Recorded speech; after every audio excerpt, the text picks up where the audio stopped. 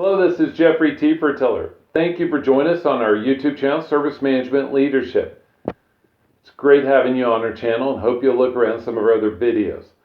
Today's topic is for configuration management. So it fits squarely in the IT service management leadership arena, and I want to talk about 11 types of configuration items. A configuration item, or CI for short, is anything that's uniquely identifiable that can be changed independently. That's a great definition and a short one that's not really talked about very much. But these CIs are used in all parts of our configuration management, right? Our service management. This is what fails, that's an incident. This is what's changed for change management. Every other process determined is based upon how we define these configuration items. So these configuration items can overlap. They can have different levels of granularity dependent on the configuration item. But we need to think, what is a configuration item? So here's 11 types. Different kinds, whatever word you want to use here. Software, an application, an operating system on a particular machine, something like that. Think of Windows, think of whatever it is. That's number one. Number two is, how about software components? A particular tool offered by an operating system. These software components are difficult to put as CIs, but they need to be because we need to understand when they get upgraded, when they fail, when we do patches, things of that nature. Hardware is number three.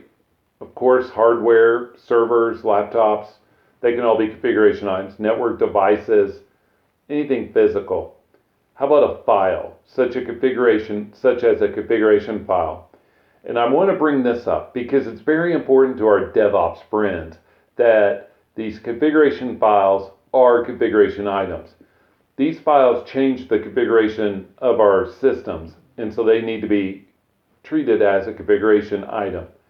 Next, we have an API.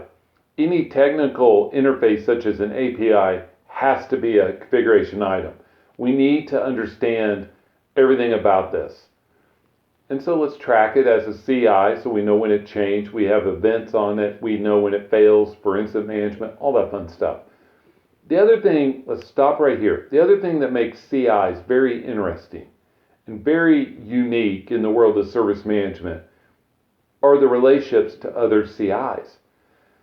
These dependencies or relationships are what drives you.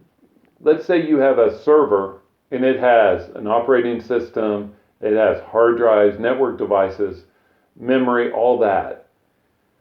If we make each one of those pieces a configuration item, and some companies do, some organizations do, don't we want to know the relationship between that hard drive and that server? You bet. How about that server to its database? You bet. Server to the database, to the application? Yes. So when we talk about these types of configuration items, we need to think also in the context of relationships. Let me get off my soapbox and finish the list. The next, we need to track our integrations, our transactions, batch jobs, services, interfaces that integrate data or processes. Next, our service. Think about like our payment services or services that we help provide to the business. Our infrastructure services and components are configuration items. Also facilities. Facilities is not discussed very much as configuration items, but they are. Tell that to your data center guys when somebody wants to do testing in there. It needs to be recorded so we understand. How about our data? That's configuration item. And last, our metadata. Think about our database schema. We need to know when that changes. This is a quick discussion on types of configurations, but I hope that it's valuable to you. This is Jeffrey T. Fertiller. Thank you for joining. Please join us on our channel. Please look around at some of our other videos. Like or share this video. Subscribe to our channel. Leave me feedback below. I'd love to hear from you, and I hope you have a great day.